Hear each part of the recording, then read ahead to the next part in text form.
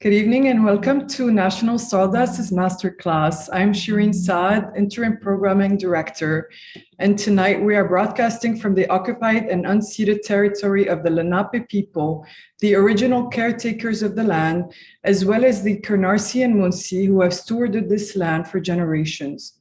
Please join us in acknowledging the Canarsie and Munsee Lenape community, their elders past and present, as well as future generations. National Sawdust also acknowledges our country was founded on exclusions and erasures of many indigenous and enslaved peoples. This acknowledgement demonstrates a commitment to beginning the process of working to dismantle the ongoing legacies of settler colonialism and genocide. Tonight is my pleasure to welcome the choreographer and dancer Loni Landon. Loni Landon is an award-winning choreographer, dancer, and movement director. Her work has been commissioned by dance companies around the country. She's co-founded The Playground, an initiative designed to give emerging choreographers a place to experiment while allowing professional dancers to participate affordably, as well as 4 and 4 Presents, a platform that commissions and presents collaborations between dancers and musicians. She's a native New Yorker and a graduate of the Juilliard School and NYC High School for the Performing Arts. Welcome, Loni. Nice to see you.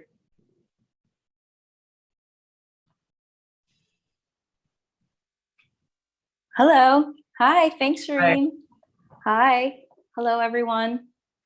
I just wanted to say and introduce myself. My name is Loni Landon, and I am coming to you from Long Island, which I would like to acknowledge the Pocatuck tribe after the name of the local Native American Long Island tribe. And yeah, thank you. So to begin the conversation, we're going to watch the reel from this incredible event you put together last year with your associate Rachel Pasden. So let's watch.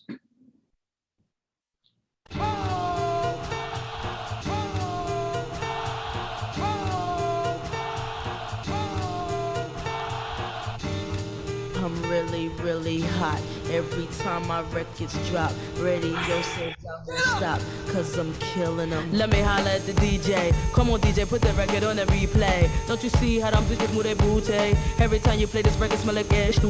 Follow them, screaming like a groupie. Misdemeanor, move my leaf like a hoochie. For them haters, or whatever you say. Because you know I'm too cool for you anyway. I'm just a bad bitch, M.I.S. miss. I'ma keep talking ish till you get this. I'ma bust up in the club with no guest list. Them other artists, I keep them more restless. I don't French kiss unless it's 50 Cent. Viva Club, we can share them like the president. Tabloids, I don't care, it's irrelevant. I'm heaven sent now, watch I do the ish. Oh.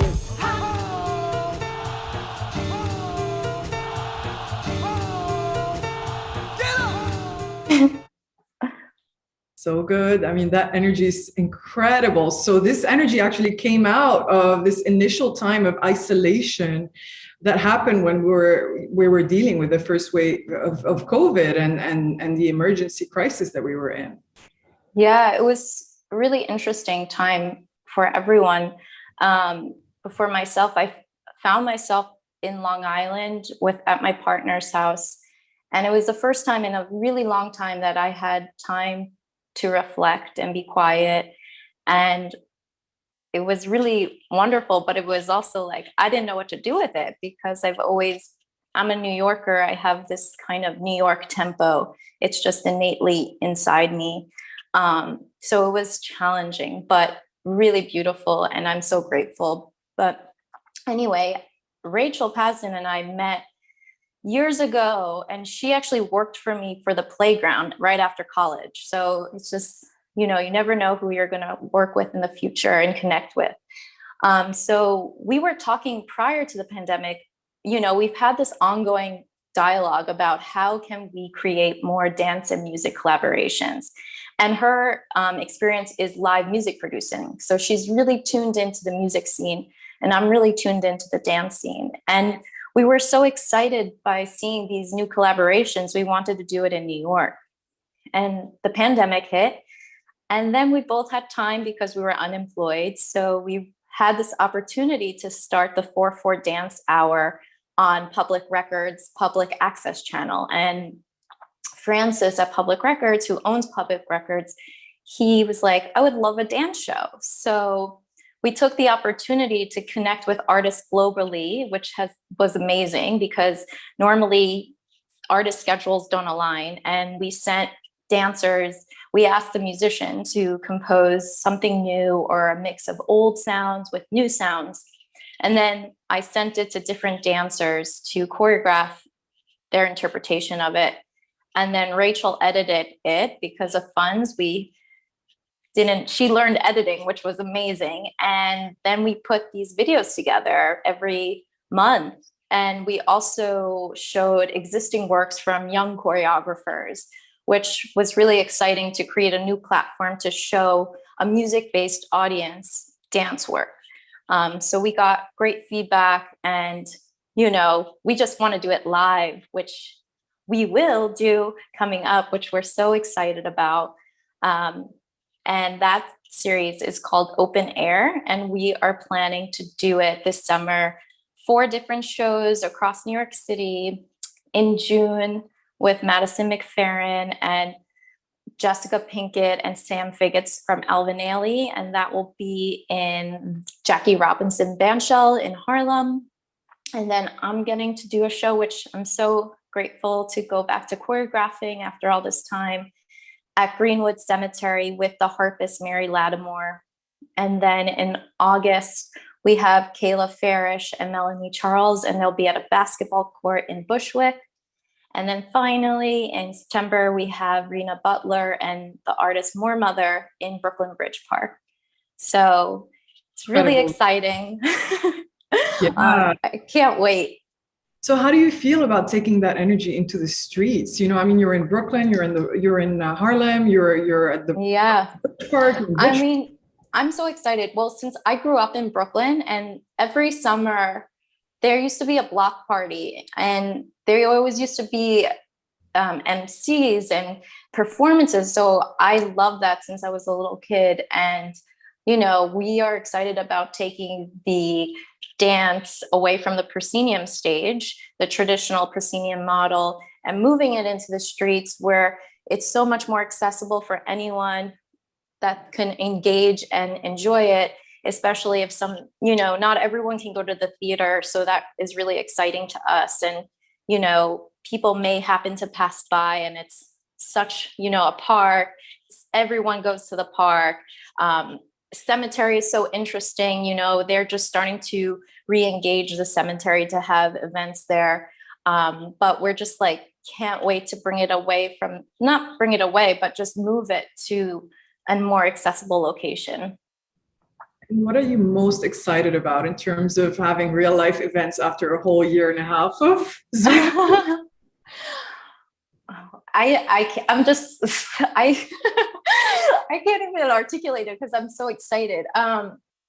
Well, I just can't wait to feel the energy, of real live performance again, and feel the music and feel the bass and watch emotion and just feel something. I think as a choreographer, I've had a lot of opportunities this year to make dance films, which has been really exciting, but it's different than experience something live. So, and also, just bringing people together. That's the beautiful thing about art, has the power to bring people together, and just bringing people live, experiencing something at the same time. I'm most excited about that. And, discussing it, talking about it, meeting new people, just open so many doors, and just creating things, that's what my favorite thing is about creating art. It just bringing people together and just creating a new network and seeing what's possible. So I'm very excited. Yes, me too. I can't wait. And quite a classical ballet background, and I'm sure a lot of the ballet legends would really frown at some of these programs. They'd be like, "That's not really ballet." You know what I mean? So, tell us about, sure. I think for any dancer, I grew up doing all types of dance, but then really started when I went to LaGuardia, the High School of Performing Arts. I started to really focus in on ballet and traditional modern, like Graham technique and Horton and Limon and all these wonderful pioneers of modern dance. And then I went to Juilliard, which we really investigated that more. And I started to discover my love for contemporary dance and improvisation and just loosening up the, restrictions of ballet, even though I love ballet and it's helped me throughout my whole career, but just finding new ideas and within the dance framework was so exciting to me. And then I went to dance professionally in Munich at the State Theater, and that was a great experience. Working for a European dance company that's socialized, that was wonderful. Coming from the States, I didn't have to worry about fundraising. I just got paid a salary, which was really just was very comforting. And I got to work with lots of different choreographers, and that opened my mind even more. It's so collaborative in Europe. It's so much more about dialogue and process. And I just really came alive. I loved it so much and then it really started my choreographic career. I moved back from Munich to New York. I lived with my parents and I wanted to start my career though in choreography, which I didn't know how to do that. I just got friends together in the studio and I started teaching them movement, and I started sending my work around to these choreographic competitions and dance companies. And that's kind of how it started. And then I just kind of discovered that I'm really curious by nature and I like creating things. It's not just dance that I like creating. I really love creating community and collaboration. And that's what led me to the playground. And my partner on that is Greg Dulbashian. And I met him when I first moved back to New York, and he was also this emerging choreographer. And I just asked him a million questions about how do you get started and what should I do? And he was just telling me all about, choreographic and how to rent space and how do you do it. And I didn't know anything. And then I started chatting with him about, coming from a professional background, I wish that there was a more affordable place that I could go to train or develop new ideas. And he came at it from the choreographic approach. And he was like, oh, I wish there was a place I could develop ideas with human bodies. So that's how the playground got formed. And we just started it in a Soho gallery from a friend. It was pay what you can. And then it was just amazing. People would show up. It was just our friends in the dance community. And it was really wonderful. And then we became partners with Gibney Dance when they opened their new center at 280 Broadway. And it was just so wonderful because seeing it from friends grow into people that I didn't know, and the word kept spreading about the playground, and we got so many wonderful choreographers and so many dancers called it their home. And we only charge $5 for the session, where a dance class in New York City is usually $20, which is very expensive for a professional dancer. So it just created such a beautiful network, and it's still going. We actually have classes happening today outside in Prospect Park. So it all carries over. Yeah, it all inspires each thing I'm working on. But yeah, so that's kind of how it started. And yeah, I really enjoy this idea of creation, whether it's dance or something new, or bringing attention to something, that doesn't exist, like solving a problem with the playground and helping the community. As I said, I'm really passionate about bringing people together. I feel like it's such a powerful tool living in the city where sometimes you feel alone, especially as an artist. It's a lot of moving around, and, you go from place to place and then you start over again, and you feel super close to people, and then it's just like an affair, and then that's it. And you're like, have this wonderful time. But, after a while, it starts to feel a little lonely. So creating this home base, whether it's the playground or for it's just exciting for me and for the community. So tell me, why did you choose dance at a young age? Why is dance your language, your way of expressing yourself? Yeah, my mom was a dancer, so it's just natural. Like my whole family dances. We do this like Christmas video every year. We started before TikTok, so we do these like family choreography. It's super cute. Yeah, so I had it in my blood and had lots of energy. I did gymnastics and I just loved expressing myself through my body. It was easier for me than talking, so I just got all my energy out through movement. And it was kind of a joke in my family, like I needed that outlet. Otherwise I would have been a bad child. But yeah, I just was naturally drawn to it. And, you know, my mom being a dancer also helped me. And she didn't push, like she wasn't a stage mom. She just pushed me in a really great way. I always got to choose, and I felt, you know, she didn't say, oh, you have to go do this. I chose, I wanted to go study more ballet. I wanted to go to LaGuardia.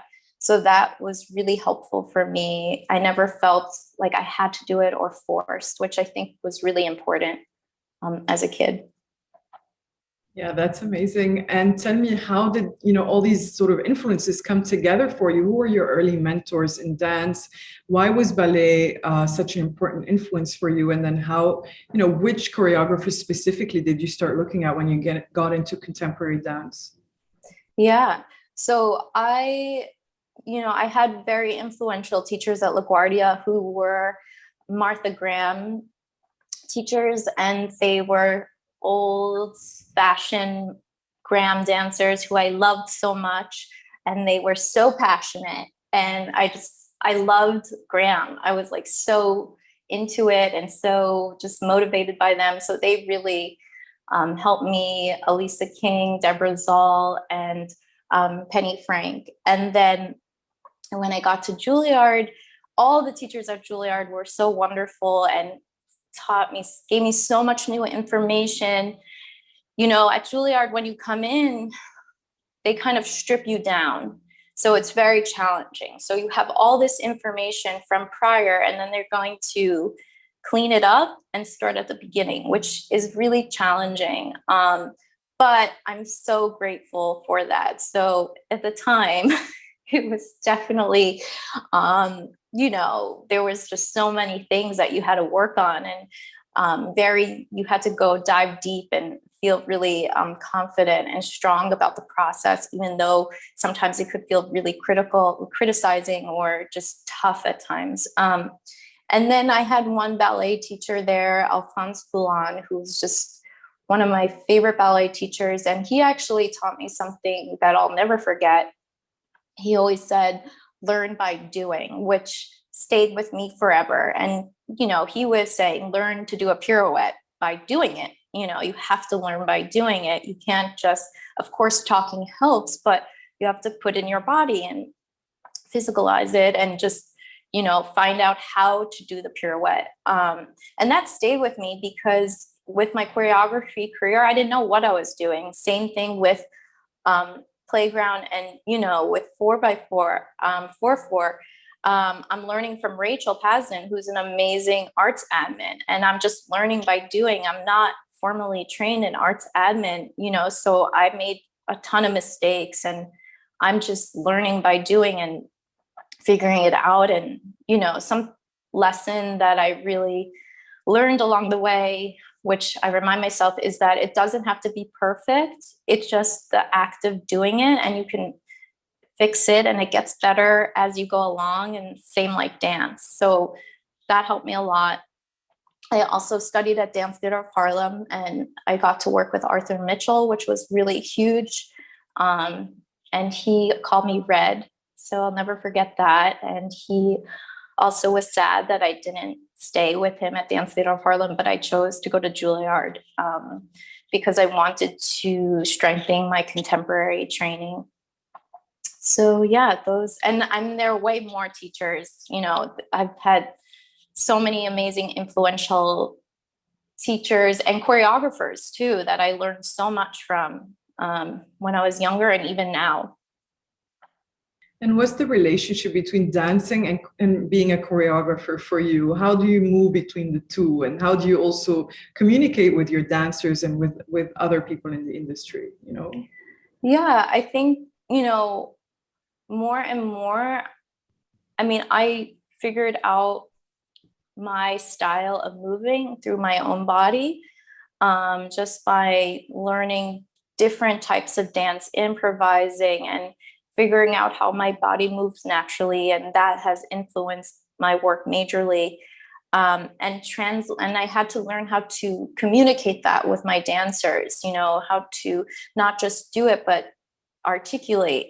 And that was hard in the beginning. That was challenging. And it's the same thing. You practice over and over, and you practice the articulation, is especially when you go to a dance company and you're just meeting these new dancers for the first time. So you pretty much have to teach them a new language very quickly, which is always exciting. And it just practicing how to talk about it.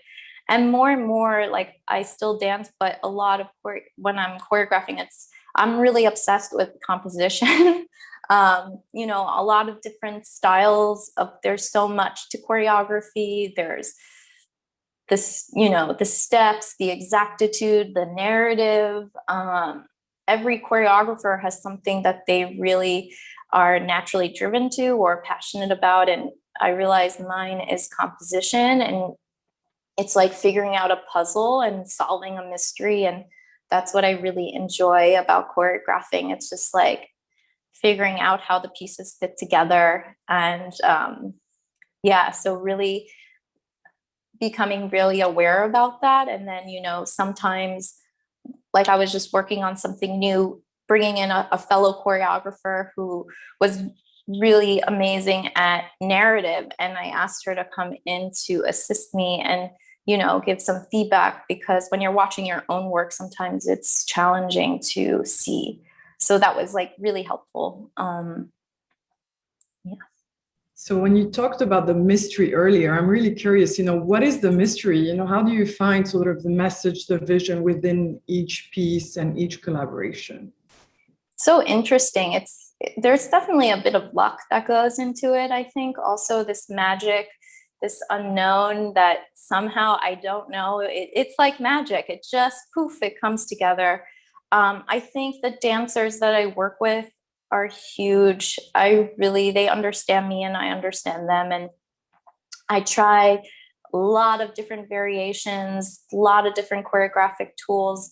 Like, I'll make different chunks. And one thing that I'll do is like rip them up on pieces of paper and like scramble them and just try. If I'm stuck, I'll try a different order. Or sometimes transitions can be really hard within pieces. So like, I'll try to articulate what I see visually, and then the dancers will respond, and then they'll do something and say, oh, that's great, let's do that. Or that's great, maybe choose something else. So there's a lot of choice when I'm working, which I think is really, I'm really open. I'm really open-minded in the studio. And, I love changing things, even though sometimes my dancers get frustrated. But yeah, I love trying different things, different possibilities. And then it's like magic. It just works or it doesn't work. So intuition plays, even though you're very well trained, you have a very prestigious sort of list of accolades, intuition is still really important. Yeah, I really trust my gut. I think, like, sometimes when I watch, not everything is going to be a masterpiece, or sometimes it doesn't come out how you want it, but I've learned to just surrender to it. And that's, in that moment, that's what happened. But yeah, there's a lot of intuition that goes along with choreographing, or, dancing or playing music. It's just something that the higher power, if you will, or whatever you believe in, it comes out. Sometimes it's unconscious, or sometimes I don't know why I chose something. I chose it, and it works. So there's definitely that strong presence of the unknown there. And I also think it's like really syncing up with the people you're working with.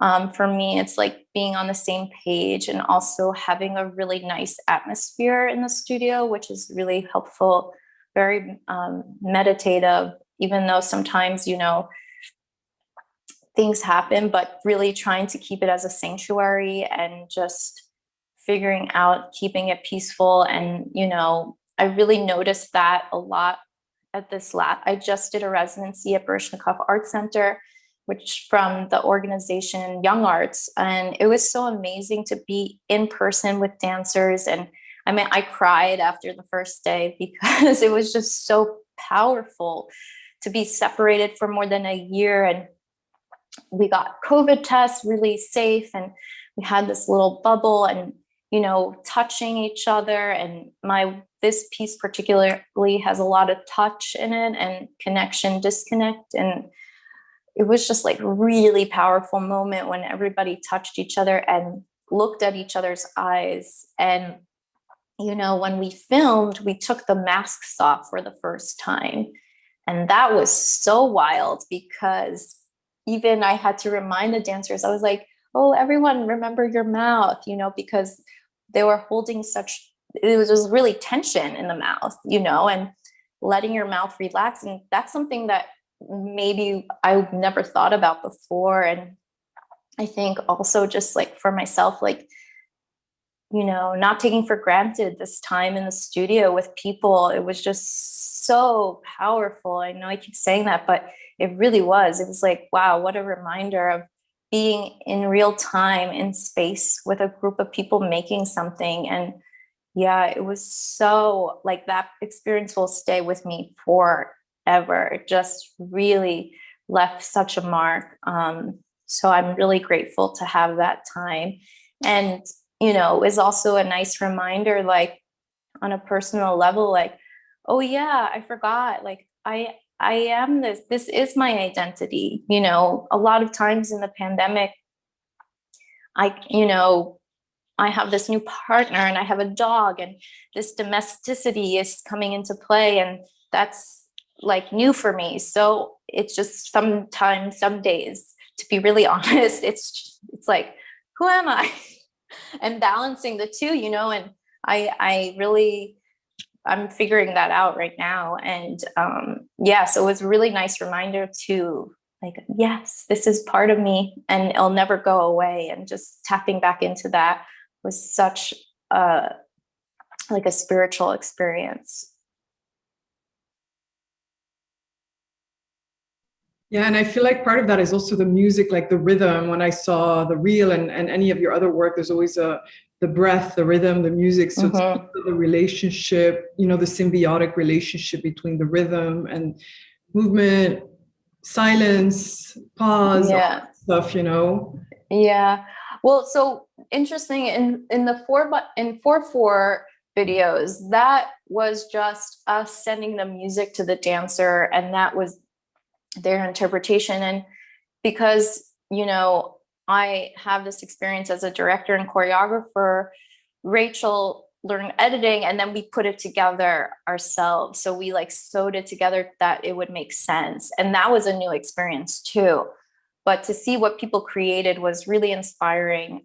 And then, yeah, with music, I love, for my own work, collaborating with composers because it just brings a new energy, brings something. I learn something every time I work with a composer. It's like the challenges sometimes of like working. Sometimes you get a piece of music and, you know, I remember I created a piece for new dances at Juilliard with Jerome Begin, who's amazing. And he created this one section that was like so fast and so intense. And I remember just thinking, what am I going to do here?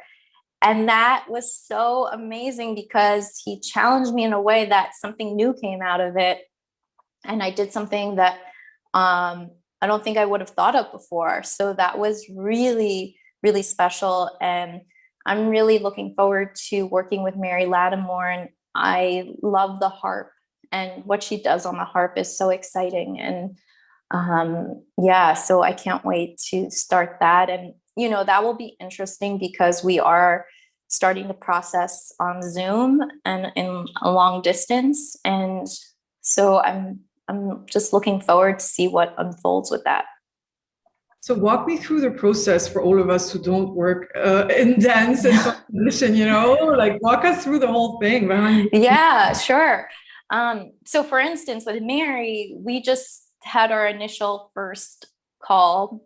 Otherwise, I would have gone to coffee or tea with her, and we're just kind of chatting about this performance is really different and unique because it is in a cemetery. And I went to Greenwood, which is so amazing. And Greenwood used to be this hub for like a lot of cultural activity back in the day, like before bridges were built. And yeah, so they're re-engaging the cemetery now with different activities. So yeah, we just had our conversation about what inspires us, what the meaning of cemetery. I shared with her some things that I learned at the cemetery, which was really fascinating, and I want to dig deeper into it. So, and then she had me go into her music collection. So I listened to everything, and I sent her a list of all the pieces that I like. And now we're going to continue the dialogue. I'm going to start working with dancers and show her videos. And I think she was telling me that she's doing a lot of movie scores. So it's kind of similar, if I send her some movement, she'll make something. And then if she continues with the music, I'll add. So it's just this dialogue back and forth between us, and until we meet in person, and then we rehearse, and then we have the show. It's a lot of work. It's really labor intensive, isn't it? Yeah, it's not easy. Choreography is there's so much that goes into a piece, and I think sometimes the audience doesn't realize how many hours the dancers have been rehearsing. Sweat equity. It's like, the choreographers at home, like ripping their hair out, like what to do next. And like, it's just, there's a lot of moving pieces that go into choreography. And yeah, it's just, it's like this. And then at the end, you're really excited and relieved, almost. It's like you gave birth to something. And yeah, it's just, there's so much complexity into even like 1 minute of choreography. Absolutely. And tell me, how does your personal identity and your collaborators' identity come in? Yourself, do you feel that, for example, being a woman, being from New York, any of your family heritage makes a difference in the way you work? Sure. Well, I'm from like a traditional New York Jewish family, so that is very intense, very loud, a lot of emotion, if you will. So that kind of is in my DNA, this stuff, like just a lot of neuroses, and just from family, and just, I think living in New York City, like watching people, having, seeing different people on the subway, observing, that really like has definitely influenced me, just being from such a diverse city. And, I never really understood that until I met people in college that weren't from New York, because this is all I knew. So I thought everywhere was like this. And when I met other people, it was at Juilliard, I was like, oh, okay, it's different, so I'm like really grateful for that. And just like, I joke with my partner, and he has a slower tempo and I have a very fast tempo. So we have to work together to find the middle tempo in our, in life. So yeah, I think all of that has just influenced all the styles of dance I've learned, not just ballet, street dance, and, gymnastics, and jazz dance, and tap. I've done African, all the dance styles kind of like influence my work. And being from New York is definitely one of the most inspiring. Yeah, I just remember when I was in Germany, I got this review once, and they were like, New York street style choreographer, and that that cracked me up. So that was really funny to me. But yeah, I think that just my family background and New York and dance and everything just kind of, yeah, my identity. Yeah, and I think this year has really brought a lot of questions about identity. Just really reflecting about that, and as an artist and artistic life and artistic needs and just different things, understanding that, and also the perfectionism, not to be so hard on myself, and to really stay more easy with myself. That's a big lesson I learned during the pandemic. And yeah. How about sort of integrating other people's identity into your work and sort of finding a middle? Oh, yeah. Yeah, I work with like so many different people from not from this country, from all over, and just from different backgrounds. And I'm really interested in that. And that adds everyone's narrative, everyone's story adds to their artistic side. They bring it. I'm not that interested in working with a dancer that can just like hit the step, or is a technician or something like that. Like, I'm really interested in their interpretation, what they can bring. And that influences me, because if I give a certain dancer a movement sequence, sometimes they just blow me away with what they can do. And that just adds and influences the work so much. And having, like, in my last residency, it was just so wonderful having such a diverse cast and people from all over, and their stories, and coming from the pandemic and things that they're going through. And I learned from them, and we come together and just share. And it's such a vulnerable place to dance with somebody. And this specific this project I worked, the dancers and I got really close because of the circumstances. And it was just, it's like family. We always say, like, dance family. It's very tight knit, and it's really nice. It's really nice to be a part of this expansive dance family. Yes, of course. And then the musicians as well, right? Yes, I can't forget about the musicians. Yeah, of course. Then they're bringing another element to it. And yeah, just by creating a new space, I mean, it's not new. Dance and musicians have been collaborating for years. It's, that's from Balanchine, from ballet, but, creating a platform where we're really focusing on this collaboration, where it's not just like I'm making music for dance, but there's this really conversation that's happening, and it's really integrated, and it's really exciting because the dance community can learn more from the music community and vice versa. And then what's really exciting is that, if the music audience, finds out about different dancers, and if dance audience finds out about different musicians, that's what Rachel and I are super excited about, right? It's like introducing new people, new artists, and that just, who knows what can happen, like, once they meet, and like, some other collaboration can happen. So we're just like really stoked about that, like just infinite possibilities by introducing people. And yeah, we hope to like continue the series after the summer, and it's really, really just like fun and exciting to, well, make something new. So I'm really, I'm looking forward to see how it develops. And just, I hope everyone out there comes, and you can find more information on our website and come to our show. And, we're getting, I'm learning how to get a street permit and a park permit in New York City. And it's just so, I can't wait. And we have to get a sound permit and get all the things that make a show happen. And we're putting it together, with it's not, the tech is not in there. Like, we have to bring a Marley floor. It's like really starting. So for me, it's learning all these things on how to put the show together, not just show up and perform in the show, but learn how does it happen and how to make it happen, which I can't wait for everyone to experience. So yeah, a lot of artists don't really want to deal with, a lot of us don't really want to deal with all that. Yeah.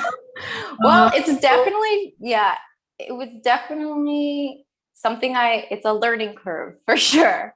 Yeah, it's definitely a learning curve. But you know, I'm learning it. I'm going with it. And yeah, it's just a different, just, you know, it's I feel like I'm not so put in a box, right? I'm trying to expand and learn new skills. And I think sometimes that can happen when you're in your little community and you start to get used to it. And sure, it feels uncomfortable at first, like you're right, but it's a learning curve. And now I have like a deep appreciation for production staff and crew. And so yeah, it's definitely a new experience. And how does that empower an artist, you know, to be able to put everything together, to be able to really make the show happen? How does that change an artist's practice? Oh, so much. Like now I'm so mindful about everything, every choice and every decision. And, you know, I understand sometimes like you have this big idea as an artist, but then it's like practical or logical, it doesn't work. And now, you know, I'm not really logical, like I'm my other side of the brain, but I'm learning about that. So trying, and not so that it stops me, but just thinking about if something is realistic with budget. I mean, that's a big one when you're self-producing and your fundraising it's the budget. Because of course I'd love to do all these wild ideas. But yeah, sometimes it's just like comes down to money. So yeah, I think that I'm just really mindful about choices now and, you know, using different opportunities for different things. So just balancing that out. Yeah, so does that kill your creativity, or are you still creative all the time? Like no, I think sometimes it's good because it puts like, you know, you have to create a possibility within the limitation that you're given. So actually it's like a good exercise because it's a creative exercise. You're like, okay, how do I know I want to do this, but I have this limitation. And then, you know, then I'll get another opportunity at the same time where I can have anything I want. And that just happened where I created a piece with Princeton, and that was wonderful because they have so many resources. So I took advantage of that. And, you know, it just depends on what kind of project it is. But yeah, I don't want it to kill the creativity. I just have to maybe reroute it a little bit and figure out how to make it work. Yeah, so earlier we talked about taking dance out of the, you know, away from the stage and into the streets. And now that we're witnessing so many movements of social change and reckoning at so many levels, right? I mean, it's nothing new. There were always movements of resistance and revolution, and history and art was always an important part of these movements. But today, how do you feel that dance and music have a role to play and responding to what's going on around us? Yeah, it's so important. It's just, you know, artists always, not always, but a lot of artists are political, and art is political in general. So, you know, just by taking this into the streets and having everyone to watch and you know, this 4 shows are all women right now, which is really exciting. And, you know, and women and artists of color and, you know, different for these 4 shows. Like we really want to promote equity and give, you know, up and coming choreographers, BIPOC artists, LGBTQ artists, you know, we really want to create this equitable platform that we involve in everyone. And I think, you know, as this is kind of going off the subject, but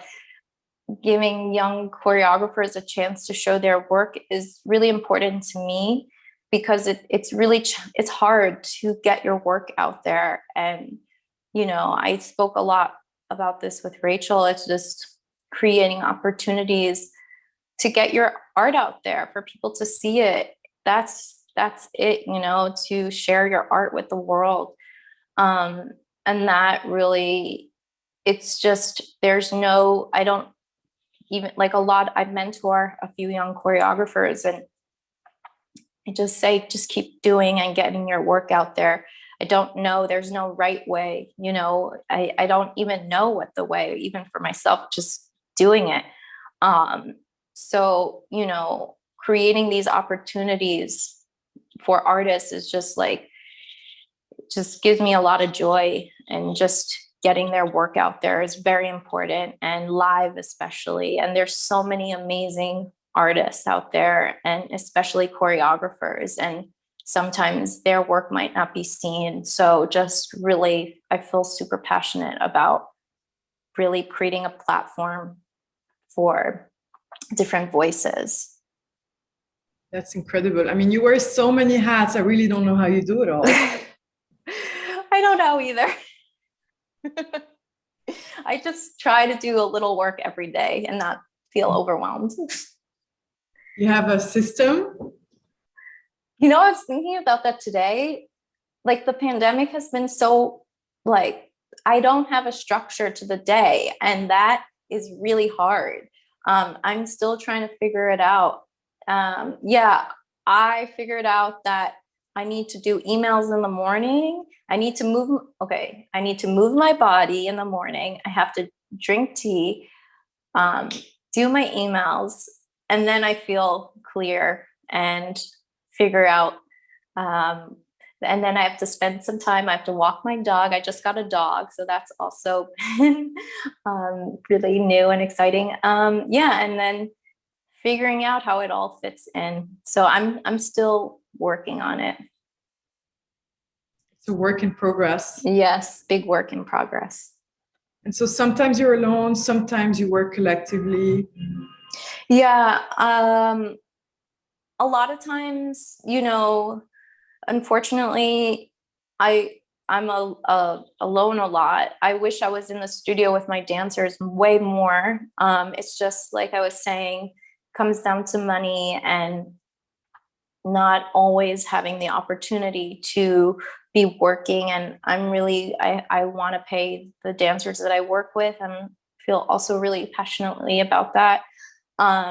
So yeah, it's just, if the right opportunity comes along and, have the chance to go to the studio, that's my favorite thing in the world. But a lot of times it's preparing for that, or producing, or even these shows, it's a lot of planning. So a lot of times I'm alone on my computer. And I really miss teaching. Like, I love teaching and I miss it so much. I mean, I've been teaching on Zoom, but it's not the same. But I can't wait to come back, because it's like family. You see the same people and different people each week, and it keeps you close to the community. So I really miss that. I can't wait for it to go back to life. Slowly, it's happening. Yeah, it is. I love that when you mentioned teaching, because I was really thinking, I mean, obviously you still have so much to achieve. You've achieved so much. And I was wondering, in terms of how you define your vision, and then what would you like your legacy to be? If someone younger came up to you and said, if someone said, hey, what's your style? How do you define your style, or your vision, your sensibility? And, what do you want other people to get out of meeting you and working with you and watching your shows, witnessing your creativity? That's such a challenging question. Wow. I would just want people to try, not to be afraid of an idea that they have, but to really try it. I think sometimes in dance, you feel like you don't have a voice, or you're not allowed. Like, there's especially in ballet, like, you have to be allowed to do something, and I think this is changing a lot, especially, coming from this more traditional dance background, is like people are starting to break the rules a little bit more. And I would say to dancers, like, try it, what's the worst thing that can happen? If you have an idea, I love when I see young dancers trying it, or they start a new initiative, or like I was saying, I mentor a few younger choreographers, and that's what we talk a lot about. It's just like getting it out there and just trying it and see, not everything's going to be perfect. Some things don't work, but some things do work. So it's just learn by doing, just try it, see how it is. So I think that is something that I want to inspire people to do. I think in terms of my choreography, a lot of people feel like when people watch it, like that they say that there's a lot of humanity to it. There's just, they can relate to it, which I really appreciate. And the movement language is, definitely my own. I kind of figured out this language, as you were saying. And I just think, like, if you see a piece that I made and you connect to it, that's enough for me. Yes, of course, you want to touch people. Yeah, for sure. And not even in this crazy big way, but if you have some kind of reaction to it, even if that, for me is really, that means a lot. So is it an emotional reaction or yeah, I think emotional reaction. So a lot of my dances are abstract narratives, so it's like you can kind of portray it how you'd like and figure out your own story without like saying this dance is about blah blah blah. Yeah, so that is for me, like, if you had some kind of emotional reaction, and I love discussing it afterwards, and I also like to figure out how I can be, I don't want to say this word better, but like how I can improve, like always figuring out how to improve, is really something that I strive for, and yeah, just I think emotional reaction is big for me. Yeah, that's amazing. Amazing. Thank you so much. So I think we can watch one more clip before we say goodnight. So could you yeah. a little bit more? Yeah, so this clip is from 4/4 Presents, and this is a dancer. His name is Rakim Hardy. He's from Toronto. And we matched him with this band from Chicago called Ohm. So this is a little clip of what they created together. So why did you match him? How did you decide that match? How does that happen? Oh, I thought, Rachel and I thought they would be an interesting pairing. And yeah, you can see in the video. Yeah. Let's watch. Yes. An unmatched hour is turning sour and done.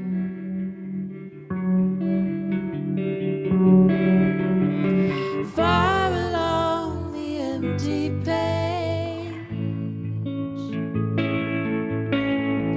ushering a tempting fate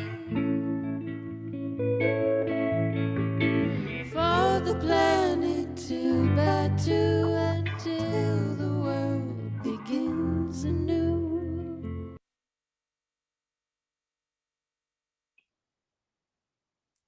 That was a little clip. Wow. Stunning. Mm-hmm. He's a beautiful dancer. But as you could see, it was a really nice collaboration between the two of them. So yeah, that clip is one of my favorites for sure. So I know we're not supposed to ask, but what is it about? To you, what does it mean to you to see him dancing like this alone in this public space? in this Oh my last. God. Yeah. I mean, the first time I watched it, I cried. I mean, it's just like, sometimes in a big city, you can feel like that alone, even though there's a ton of people around you. And there's a lot of loneliness, even though you're surrounded by, there's nowhere to go. There's nowhere for you to hide, and still you could feel lonely. So I think really he captured that beautifully. And yeah, and just the way he interprets movement is just so beautiful. And like you said, like I have a most strong emotional reaction when I watch him. And yeah, I think when I'm watching dancers or dance, I also like to feel something. So having something that I connect to, or as a creator, it's like how I get my stuff out, whatever that is, and you can use it to express the secrets or the subconscious and just things that you're going through in your personal life and the dancer's personal life, and it's all valid. It all goes into the work. It's all in the body and the voice, especially in this clip. It's the body, the skin, the body, the muscles, and then the voice. I mean, oh yeah, the voice. They're amazing. They're such an incredible band. Yeah, and I think in this video, which was really nice, they're like a rock band, so they were singing. Their other track of music was like really intense, and so, but in an amazing way, like just really like guitar and really just up there. And then to end the video with this was just such a nice way to end, and feeling like a sense of closure. So yeah, and that, as I said, that was his own movement of interpreting the music. But yeah, when I'm doing choreography, it's a different experience because I'm directing, or there's just many different ways. Like I just did a dance film, and it's not only just, dance for film is a different category. And I learned so much for that, because it's a whole different thing. It's not just filming dance, but the camera is actually part of the experience. The camera is the dancer. And I've had a few experiences working on other films, and that is just amazing to see the dimension and the different perspectives that sometimes you can't see just watching it frontal. And this latest work that we made it for film, and Mohammed Sadak did the film, cinematography, and he is just like a little dancer. Like he wears this big contraption and he goes in there, and it was just so wow. Like it just brought so much more dimension to the work. And and now part 2 is like editing it, and even though the piece is whole, but now for film we have to edit it in a different way, and that's a whole new learning curve. And I'm learning about film editing. And so this year, like, even though it wasn't traditional, I'm so grateful because I got the chance to learn different skills, as you were saying, wear many different hats, and just get the opportunity to try new things, which sometimes prior to COVID, I never had a chance to do that. I was just always running from different dance company to different commission to working with my own group. And I also, I couldn't sustain that. And I also learned, I think there's a lot of pressure as an artist to say yes to every work job, and, to kind of calm that voice in my head and to stay more grounded. I definitely learned that during COVID, and I'm really grateful for that. So that was a huge, huge, huge lesson. The silver linings. Those are the silver linings. Yes. We learn to slow down and listen maybe a little bit more than we used to, instead of rushing. Yeah, exactly. And stopping to see so many things that are in front of you, so many possibilities that are in front of you that maybe you wouldn't see before, and see all these openings instead of focusing sometimes on the closings. That's also a silver lining, what is opened, and to go forth. Yes. Thank you so much for these words and for for sharing all your experiences with us tonight, Loni. It was such a pleasure. Such a pleasure. Thanks, Shirine, and thanks everyone. And yeah, I hope to connect with all of you. And thanks, National Sawdust. Yes, we'll see you again very soon, Loni. Yes. Okay. Bye. Bye.